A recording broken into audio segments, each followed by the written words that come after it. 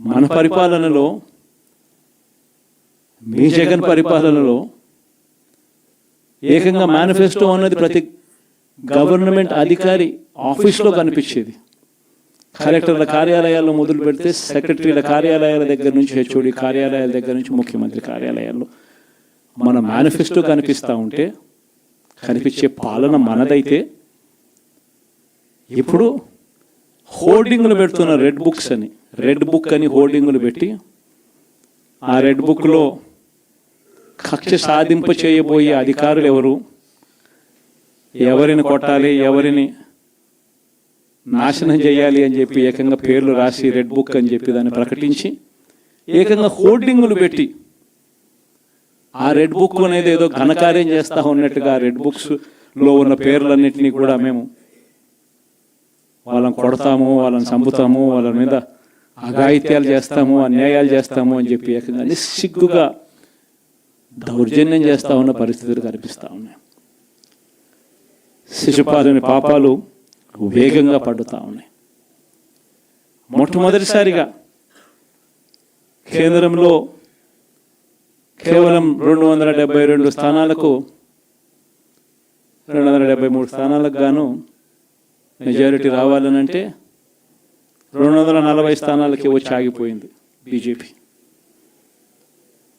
240 స్థానాలకి ఆగిపోయిన పరిస్థితులు మొట్టమొదటిసారిగా కేంద్రంలో ఉన్న పార్టీకి పూర్తి మెజారిటీ లేదు.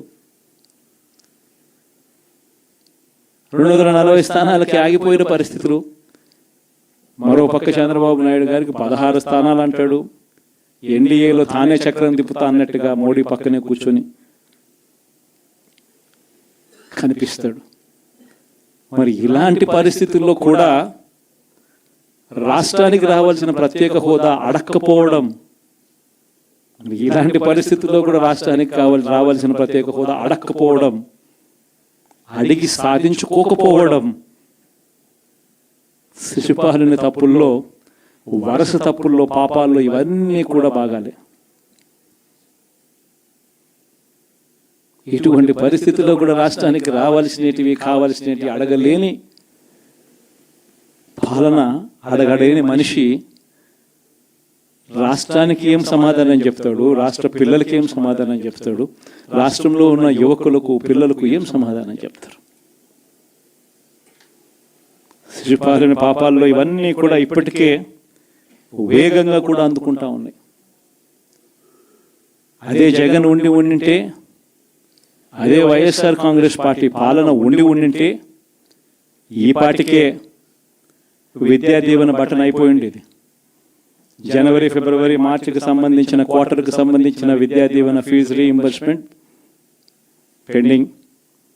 అదే జగన్ ఉండింటే ఏప్రిల్లో ఇవ్వాల్సిన Vasathi Deevena first instalment pending. ఇప్పటికే రైతు భరోసా పెండింగ్, అమ్మఒడి పెండింగ్, చివరికి చిన్న అమౌంట్ అయిన మత్స్యకార భరోసా కూడా పెండింగ్.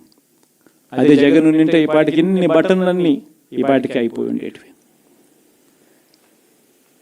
ఒక్క జగన్ తప్పుకోవడంతో, ఒక వైఎస్ఆర్సీపీ పాలన పోవడంతో ఈరోజు అమ్మఒడి బటనింగా రాలా, రైతు భరోసా బటనింగా రాలా, విద్యా దీవెన పెండింగ్, వసతి దీవెన పెండింగ్. ఇప్పటికే ఇక ఇదే అంటుకుంటూ పోతుంది.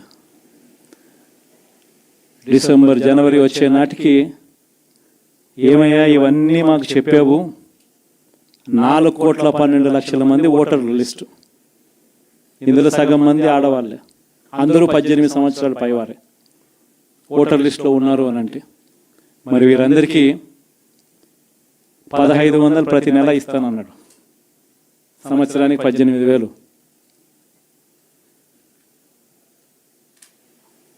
ఇందులో పెన్షన్లు తీసుకునే వాళ్ళు ఒక 30 లక్షల మందిని బహుశా ఆడవాళ్ళకి పక్కన పెట్టినా కూడా 60 సంవత్సరాల పైన ఉన్న వాళ్ళు అని పక్కన పెట్టినా మిగిలిన 1,80,00,000 మంది ఎదురు చూస్తున్నారు.